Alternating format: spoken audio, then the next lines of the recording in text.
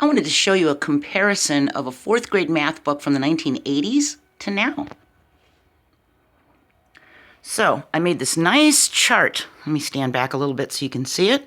So it's the fourth grade math, and these are the chapters from the 1980s textbook, and here's the chapters from a 2015 copyright, which is pretty close to now. It just turned 2018 a couple months ago, so we're not that far off from 2015, and a lot of schools are currently using these books. But this is a very old book, isn't it? And quite a few of you adults probably used a book from the 80s or the early 90s when you were in fourth grade.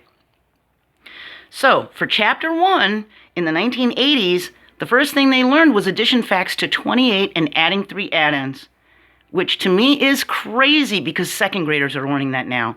And that was considered fourth grade math. Now, the kids are doing addition and subtraction to 1,000,000 and rounding numbers to the nearest 100,000.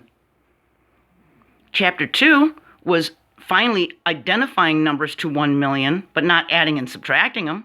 They were rounding to 10 or 100, and there was some talk of metric and U.S. customary measures, but like 2 of them, like a liter and a meter. That's all they talked about, maybe a centimeter. By chapter 2, currently, they're multiplying by a 1-digit multiplier and regrouping with the distributive property. Now, all these in the green are things that are mentioned in the current book that are not even mentioned at all in the 1980s. So they didn't even teach distributive property in the fourth grade back then. In chapter 3, they taught about AM and PM on a clock as something extra that wasn't absolutely necessary to learn. It was just an extra little tidbit in the back of a chapter. They did 2, 3, 4-digit addition and subtraction with regrouping. So here in chapter 1, the kids are adding and subtracting to 1,000,000. Here, they're just going up to the 1,000ths place. That's it in chapter 3. But chapter 3 here, the kids are multiplying by 2-digit multipliers and regrouping. Chapter 4, they're multiplying and doing division by 0, 1, 2, 3, and 4. That sounds like second grade math to me. Here they're doing long division with a 1-digit divisor up to 4-digit dividend. So they're dividing 1,235 divided by 5. Here they're doing 16 divided by 2. Big difference. By chapter 5, now they're doing multiplication and division by 5, 6, 7, 8, and 9, which to me, again, is like second grade math. Here they're talking about factors, multiples, prime and composite numbers, and there's no mention of factors, multiples, prime and composite numbers in this book as a lesson, because there's several lessons for these, but it does mention factors as something extra on one tiny little blip in the back of chapter 11 of this book. They're adding and subtracting fractions and mixed numbers and using the associative and commutative property of addition by chapter 7 currently, where they were just multiplying to the thousands by 1 digit here. Now they finally get into long division, but these kids are multiplying fractions by that point. If you look at the multiplying fractions, they did add, subtract fractions and mixed numbers in chapter 7, and then chapter 8 they're multiplying them. In the old 1980s book, they're adding and subtracting fractions in the final chapter, and it never gets higher than adding or subtracting. They never get to multiplying. They work with perpendicular. Perpendicular is mentioned nowhere in this book.